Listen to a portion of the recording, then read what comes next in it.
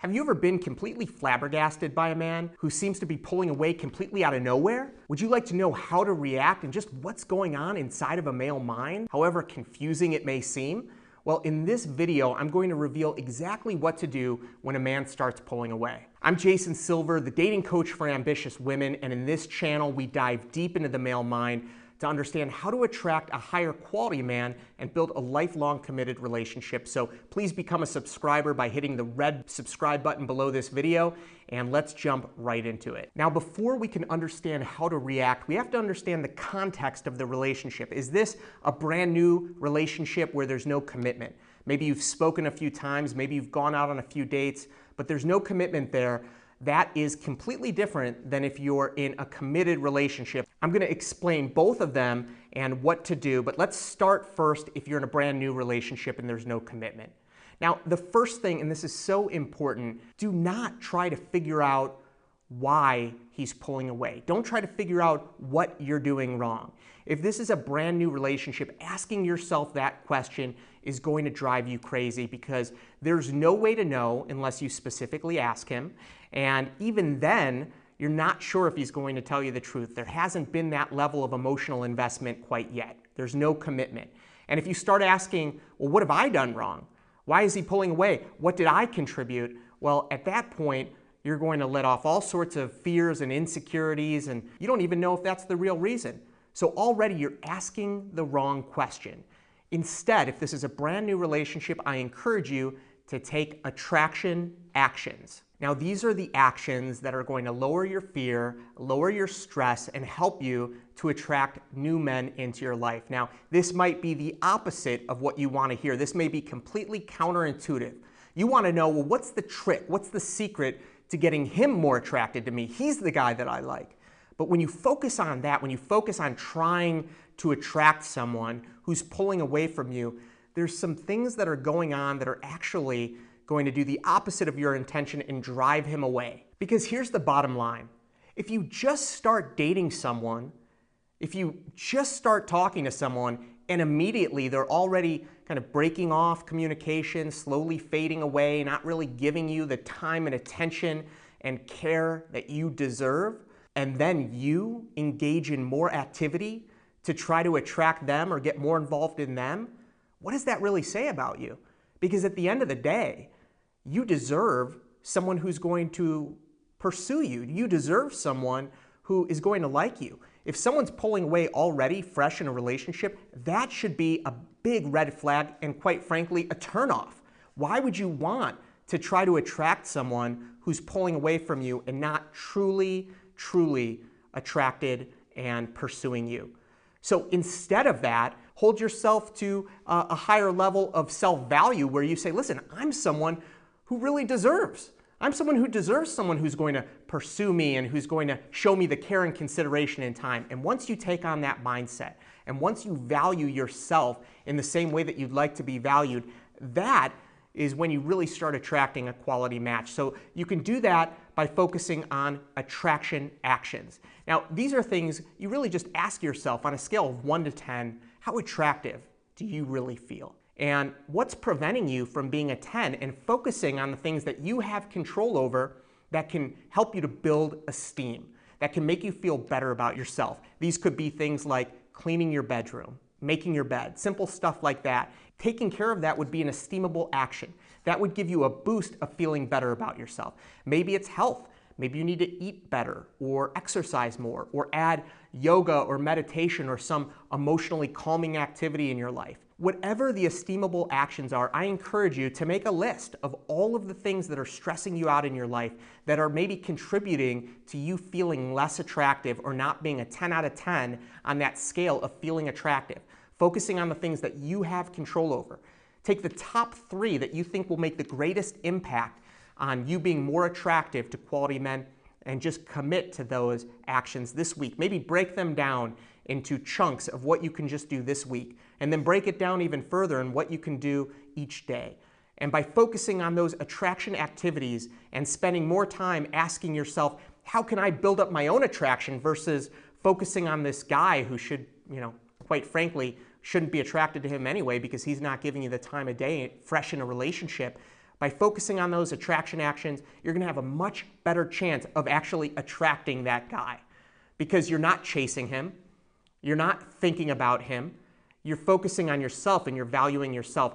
That is the best opportunity you have to re-spark attraction with him. However, by this point, you're holding yourself to a higher standard, and he's really going to have to prove to you that he's committed and that he's invested before you're going to give him your time, because you're increasing your standards and you're focused on your attraction actions. And if you want to dive deeper into the male mind and learning about attraction, you can get instant access to my free training. Just click the link below this video in the description and you can get access right now. Now, if you're in a committed relationship with someone and he starts pulling away, it's different. What you're going to do, how you're going to react is going to be much different because there's history there. There's history of him committing to you. There's history of him giving you what you need. And if that's the case, I encourage you not to jump into an immediate complaining, immediately criticizing and saying, I need this, I need this. Instead, take a pause and do a personal inspection. Start looking at your side of the street. Start writing down, what anger you have towards him that might have been building up over time. Start thinking about, have you done anything that's maybe harmful or hurtful to him? Have you said things? Have you done things differently that might be a result of some of the anger that you have over him pulling away over time? Are there fears that keep coming up again and again that you're just afraid of, that are maybe resulting in you treating or looking at him differently? Really take a look at your feelings about the relationship and start writing them down. Where do you have negative feelings around the relationship? And what actions do you think are manifesting as a result of that? In what ways are you acting differently? Start taking responsibility for your side of the relationship. That's really the first thing, because you never know what's actually going on. And very often, when we make changes, the relationship starts changing. It's this idea of be the change that you want in the relationship. Be the leader. And give it some time, give it a few days, give it a week. If there's been some pain and some fighting, it might even take longer than that for you to prove that this isn't just a flash in a pan, and you may start seeing some changes in the relationship just based on how you react to the situation. A great way to do this is also by focusing on making deposits into their emotional bank account, by learning how do they really give and receive love? How do they like to receive love? Do they like quality time? Do they like physical touch, cuddling, intimacy, holding hands? Do they like words of verbal affirmation where you compliment them on maybe what they've done, accomplishments, or who they are, character traits? Do they appreciate gifts? Has it been a while since you've maybe gone out and gotten them a gift of some sort? Purchased something that they like. Maybe it could be little, maybe it could be even bigger. And finally, have you done acts of service? That could be anything from, helping them with something that they are struggling with. It could be as simple as cooking a meal, or, maybe you're not the one who makes the bed or takes the dog for a walk, and maybe you choose to do that and start helping in different ways, really just contributing with an act of service and help. By focusing on making an emotional deposit, by giving them and communicating with them in the love language that they prioritize, that they feel most strongly about, it's going to help nourish and foster a healthier relationship that could ultimately create a closer connection. Now, here's the next step. If you've really looked at your side of the street, if you've made changes and you're really doing what you believe is best for the relationship and he's still not reciprocating, at this point, I encourage you to unlock your vulnerability vault. And what this really is, the vulnerability vault is just the area that we hide in our minds, these thoughts, these fears, these angers and resentments. And the best way to unlock the vulnerability vault is not by spewing out criticism or accusations. It's by using I statements and really just releasing your own thoughts and feelings and perceptions and allowing him to come inside and to see what's really going on with you. So some examples of I statements might be, I've seen this happening and I feel this way, right? I see you arriving home at 8 where, we used to eat together at 7 and now I find myself eating alone 2 nights a week. And it makes me feel sad. I miss you. It makes me feel, less cared for, less appreciated. Somehow like, maybe time spent together isn't desired as much. It's very hard to argue I statements. You're not accusing him of anything. You're saying something objective. He is coming home later. You're sharing with him what you're seeing and how you feel about it.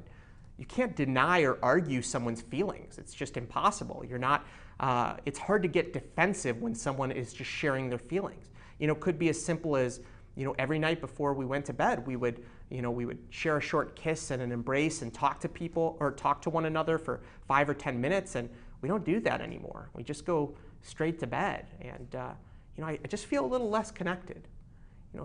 It's as simple as that. You don't have to say, you're coming home later all the time. You're not talking to me before bed. I don't get it. What's going on? Are you cheating on me? It's like, suspicion, accusations. That's not quite the first step, okay? Now, I'm not saying that you don't have a right, that you're not justified in your thoughts.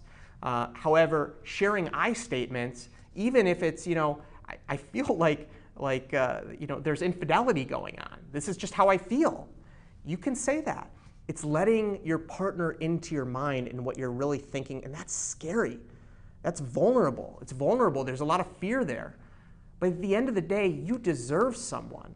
And this is really the next thing here. You deserve someone who is going to communicate with you and who's going to listen to you and who's going to care about what you're feeling.